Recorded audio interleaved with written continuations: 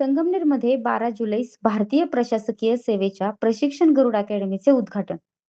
महाविद्यालयीन क्षेत्रात व्यावसायिक कोर्सेसची सुरुवात झाल्यानंतर सध्याच्या खाजगी क्षेत्राची परिस्थिती ही सर्वांना माहितीच आहे.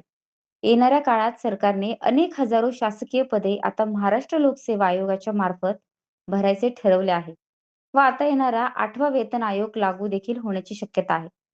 या स्पर्धा परीक्षेच्या युगात अहिल्यानगर जिल्ह्यात भारतीय प्रशासकीय सेवेचे प्रशिक्षण अकॅडमी सर्वात सक्षम असे मार्गदर्शन केंद्र संगमनेरमध्ये उभारण्याचा निर्धार सौ किरण गणेश गागरे यांनी केलेला आहे.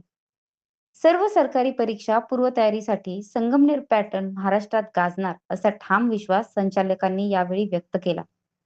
संगमनेरमध्ये निर्माण होणाऱ्या बहुचर्चित गरुड भारतीय प्रशासकीय सेवा प्रशिक्षण आणि अकॅडमीच्या माध्यमातून पुणे ते नाशिक आणि मुंबई ते गडचिरोली या दोन्ही सुवर्ण मध्यात ही अकॅडमी सुवर्ण करण्याचा निर्धार संयोजकांनी यावेळी व्यक्त केला.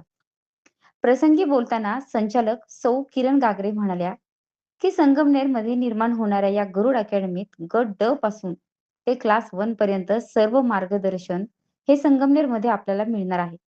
हे एक मोठे पाऊल आपल्या भागात पडत आहे. पोलीस भरतीसाठी असंख्य उमेदवार आपल्या भागात आहेत.